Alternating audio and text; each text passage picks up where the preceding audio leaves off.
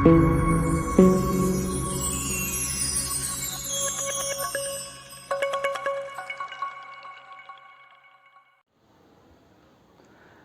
वालेकुम दोस्तों, welcome to my channel तालीम आम ट्यूटोरियल, जो उर्दू मीडियम के बच्चों के लिए मैंने शुरू किया हूँ। इससे पहले मैंने एक वीडियो डाला था जिसमें स्टडी के माध्यम से ही जो है तो उसके अंदर मैंने कुछ टिप्स दिया था, कुछ आइडिया दिया था। तो अगर आपने वो मेरा अगर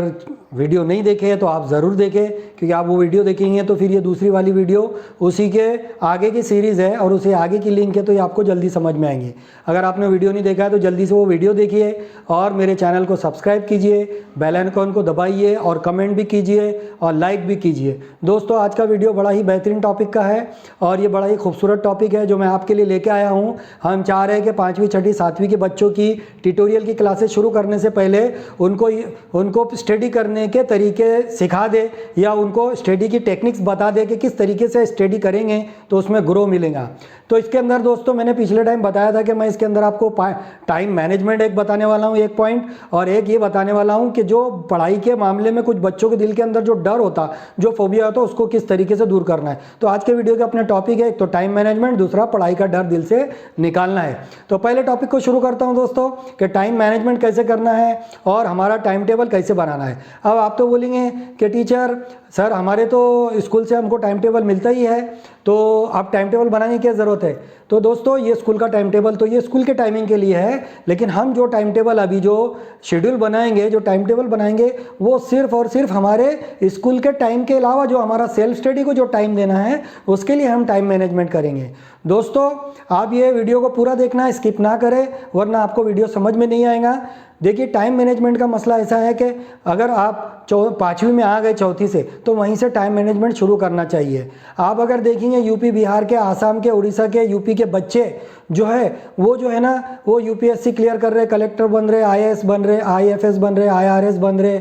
और डॉक्टर बन रहे, इंजीनियर बन रहे, आईआईएम, आईआईटी में जाके एडमिशन ले रहे। तो दोस्तों, वो क्यों इतनी बड़ी बड़ी डिग्रियों के लिए अपने आप को तैयार कर रहे और इतने बड़े बड़े एग्जामों के लिए तैयार कर रहे? क्योंकि उनके पास में टाइम मैनेजमेंट है। और वो क्या करते हैं, वो ऐसे नहीं सोचते जैसे हमारे इलाके में लोग सोचते हैं कि अभी 10वीं तो पास हो जाओ फिर सोचेंगे, या 12वीं तो पास हो जाओ फिर सोचेंगे क्या करना है। दोस्तों, वो जो है ना 5वीं से ही, बचपन से ही अपने एम को फिक्स कर लेते हैं, अपने टारगेट को बना लेते हैं, या अपने को ज़िंदगी में क्या करना है, मेडिकल लाइन में जाना है,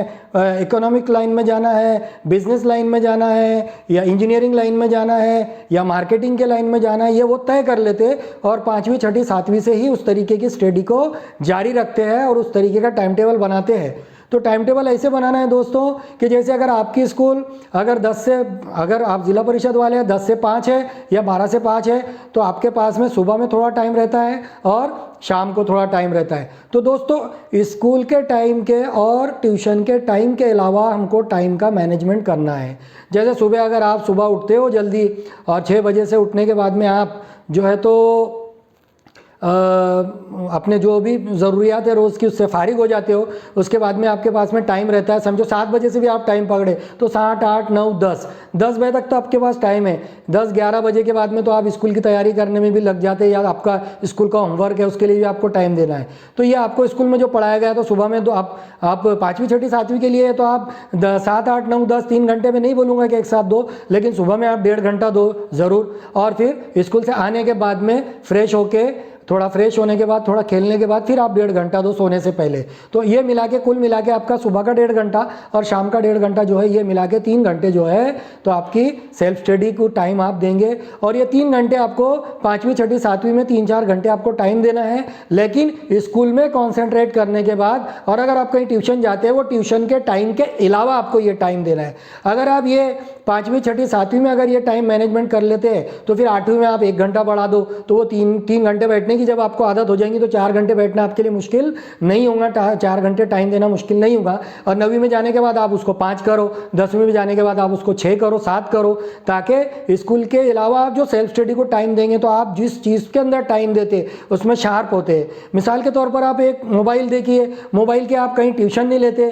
कहीं क्लास नहीं लेते, ना मोबाइल चलाना कहीं सिखाया जाता है, ना कोई उसकी स्कूल है, लेकिन आप उसको हाथ में लेते हो, बैठते हो, रोज़ाना उसको टाइम देते हो, तो आप उसके अंदर क्या होते हैं, गेम खेलना चलना भी आ रहा है, ऐप्स ऑपरेट करना भी आ रहा है, और व्हाट्सअप भी चला रहे हो, फेसबुक भी चला रहे हो, रील्स भी देख रहे हो, जबकि ये आपको किसी ने सिखाया नहीं, लेकिन आपने टाइम दिए तो सीख लिए। और सिर्फ मैं आपकी बात नहीं कर रहा, बच्चों की, पढ़े लिखों की बात नहीं कर रहा हूँ, बल्कि दोस्तों मैं उन लोगों की भी बात कर रहा हूँ जो मिस्त्री काम करते, कारपेंटर का काम करते, जो कभी स्कूल नहीं गए, वो भी इतनी ज़बरदस्त तरीके से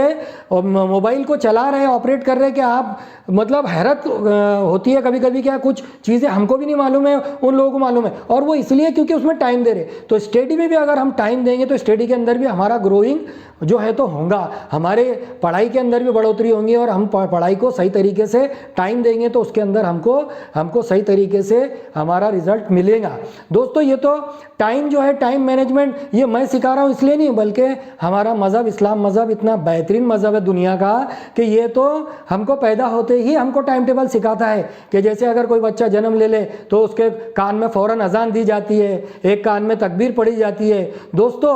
जो अजान दी जाती है उसका टाइमिंग है, और उसके बाद में फिर 7 दिन के अंदर उसका हकीका करना है, वही 7 दिन के अंदर उसके बाल को कटवाना है और इस तरीके से हल्क करना है। और दोस्तों ये टाइम टेबल हमको इस्लाम सिखा रहा है, क्योंकि अगर इस्लाम अगर टाइम टेबल नहीं सिखाता, इसका मतलब हमको टाइम टेबल की ज़रूरत नहीं थी, लेकिन इस्लाम एक हमारी ज़िंदगी को जीने का तरीका है, ज़िंदगी को कैसे जीना है, कैसे टाइम टेबल से जीना है। जैसे 5 वक्त की नमाज़ को ले लीजिए, 5 वक्त की नमाज़ जो है हमको उसके वक्त मुकर्रर है, और दिन छोटे और बड़े होते हैं, इस हिसाब से उसके टाइमिंग में भी तब्दीली होती है। तो ऐसे ही हमको भी हमारी पढ़ाई की जो लाइफ है उसके अंदर टाइम को, रोज़मर्रा के टाइम को एडजस्टमेंट करना पड़ेगा, एक शेड्यूल, एक टाइम टेबल बनाना पड़ेगा कि हमको किस तरीके से सेल्फ स्टडी और पढ़ाई करना है और पढ़ाई में आगे बढ़ना। दोस्तों इस तरीके से आप अगर पढ़ाई करेंगे तो आप देखो आपको 100% इसका रिजल्ट मिलेगा, 100% आपको इसका रिजल्ट मिलेगा, और आप खुद देखेंगे कि आपके अंदर इंप्रूवमेंट हो रहा है, कि आप टाइम दे रहे हैं तो आप टॉपिक को समझ पा रहे हैं। लैंग्वेज और जो भी दूसरे मैथ्स है, साइंस है, ऐसे जो सब्जेक्ट है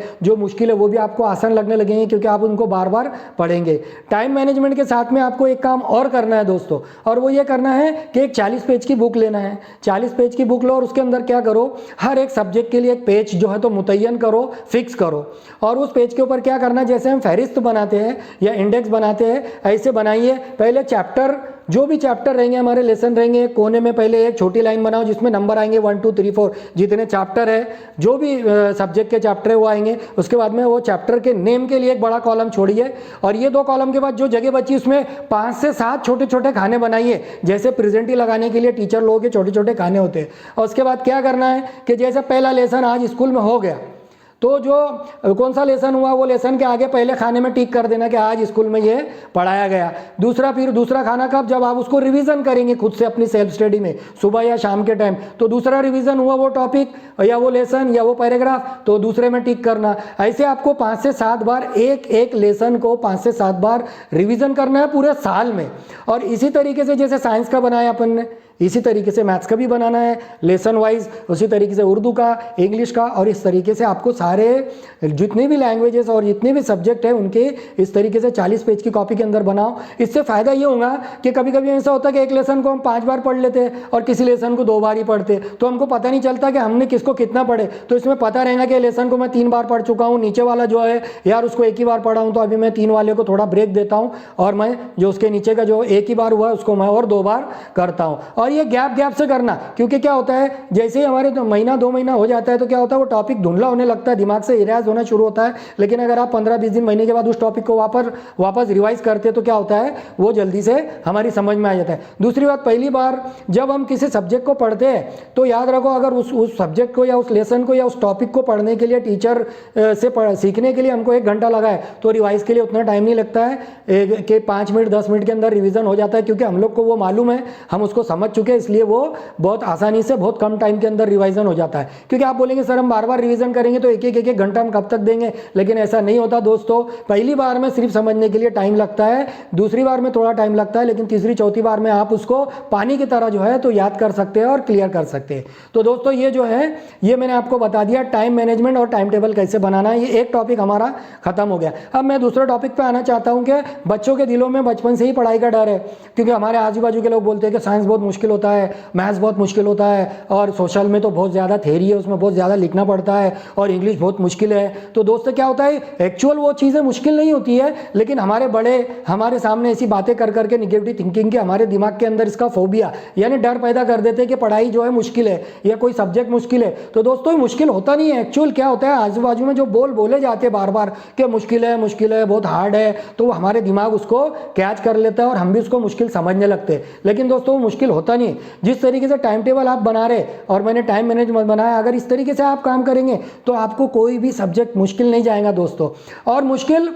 वो चीज़ जाती है जिसको हम डर कर छोड़ देते। तो अगर कोई टॉपिक नहीं समझ में आ रहा तो उसको ज़्यादा टाइम दीजिए, उसके ऊपर ज़्यादा कॉन्सेंट्रेट कीजिए, उसको ज़्यादा टाइम देना, ज़्यादा बार समझना, नहीं समझ में आ रहा टीचर से जो है तो उसके बारे में डिस्कस कीजिए, या अपने कोई दोस्त है जिनको वो टॉपिक समझ में आ गया उनके पास में बैठकर ग्रुप स्टडी कीजिए, या फिर हमारे जैसे चैनल पर जो ट्यूटोरियल है ट्यूटोरियल को खोल के देखिए ताकि आपका वो कॉन्सेप्ट क्लियर हो जाए या वो जो प्रॉब्लम है वो सॉल्व हो जाए। एक बार में नहीं होगा तो आप हमारे चैनल को बार बार देख सकते हैं इस तरीके से। दूसरी बात, जैसे दोस्तों हम जिद करते हैं, हम मम्मी से कोई गैजेट लेना है, कोई इलेक्ट्रॉनिक मोबाइल लेना है तो हम रोते, गिड़गिड़ाते, झगड़ते, जिद करते दोस्तों, या कोई हमारी मनपसंद चीज़ खाने के लिए चाहिए तो हम उसके लिए लड़ते। तो पढ़ाई से जैसे हम हमारे माँ बाप से लड़ रहे हैं और माँ बाप हमारे नहीं मानते, टफ रहते, हम उनको भी मना लेते, ऐसे ही हमको सब्जेक्ट के साथ में भी जिद करना है, लड़ना है और उसको भी मनाना है कि हमको आना ही चाहिए। और दोस्तों जो है ना, जैसे एक दोस्त एक दूसरे दोस्त को अगर धमकाता है, झगड़ा होता है, तो हमने देखेंगे दो दोस्त जब आपस में लड़ते हैं तो अगर एक उसको अगर डरा रहा है या मारने आ रहा है तो दूसरा वाला डरता नहीं है, बल्कि वो हस्ती ने चढ़ाता है कि मैं भी तेरे को देख लूंगा, मेरे को तू डरा नहीं सकता है। तो ऐसे ही हमारा जो दूसरा दोस्त है जो हमको डरा रहा है वो सब्जेक्ट है या वो लेसन है, तो उससे डरना नहीं बल्कि हस्ती चढ़ाना है,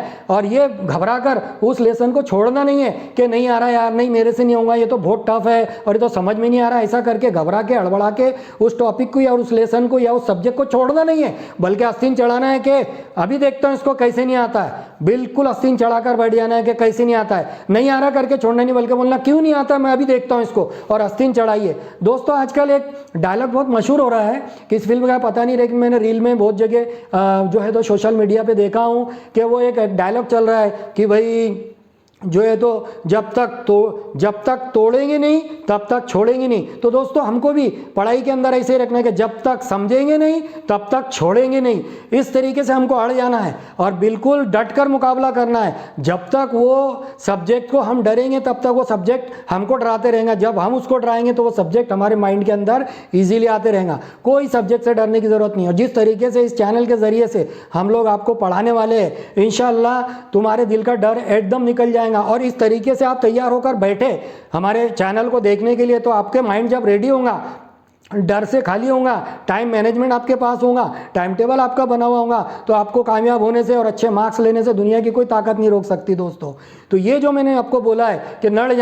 जाना है, पढ़ाई के लिए पीछे नहीं हटना है, क्योंकि हमारी कौम बहुत टैलेंटेड है। अगर आप देखने चाहें कि कितने लोग ऐसे हैं मुस्लिम जो बैरिस्टर बन रहे, इंजीनियर बन रहे, वकील बन रहे, जज बन रहे, और दोस्तों बड़ी बड़ी यूपीएससी के एग्जाम्स क्लियर कर रहे। और ये कैसे कर रहे दोस्त? टाइम मैनेजमेंट की वजह से 16-16, 18-18 घंटे पढ़ाई कर रहे, और बिल्कुल अपने, बल्कि कभी कभी तो वो लोग टाइम कम पड़ रहा है तो अपने सोने में से टाइम निकाल रहे, अपने खाने के टाइम में से टाइम को मैनेज कर रहे, अपनी दूसरी ज़रूरियात और हाजतों में से टाइम को निकाल कर 1-1, 2-2 घंटा एग्जाम नज़दीक आता है तो बढ़ाते हैं। इस तरीके से एग्जाम नज़दीक आए तो आप भी अपने टाइम को बढ़ाते रहना चाहिए। और माँ बाप से भी आप जो है तो मवाद के लिए लड़िए, थोड़े कपड़े कम रहेंगे चलेगा, खाने में 19-20 रहेगा चलेगा, लेकिन आप स्टडी का मटेरियल माँ बाप से लीजिए। इसके लिए आप लड़िए, कपड़ों के लिए मत लड़िए, मोबाइल के लिए मत लड़िए, लेकिन आप इस चीज़ के लिए ज़रूर लड़िए कि मुझे पढ़ना है, आप सपोर्ट करो। और दोस्तों अगर आप पढ़ाई के लिए आपके पेरेंट्स के सामने अगर कोई चीज़ मांग करेंगे तो यकीन मानो वो आपको नहीं बोलेंगे, वो आपकी सारी ख्वाहिशात पूरी करेंगे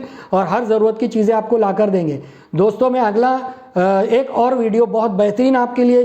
मैं अगला लोड करने वाला हूं। ये वीडियो तो आपने देख ही लिया है, और अगर नहीं देखा है तो देखिए, और अगर आपने देख लिया है तो शेयर कीजिए, बेल आइकॉन के बटन को दबाइए, आप सब्सक्राइब कीजिए और अपने दोस्तों से, उनके पेरेंट्स से इसको शेयर कीजिए कि ये बहुत बेहतरीन नॉलेज है। इस नॉलेज से आपकी पढ़ाई के अंदर आपको ग्रो मिलेगा, बढ़ोतरी मिलेगी, और इसके अंदर आप देखेंगे कि आप ग्रो हो रहे हैं। और दोस्तों इसी के साथ अगला जो वीडियो मैं आपके लिए लाने वाला हूं, बड़ा खूबसूरत टॉपिक है। वो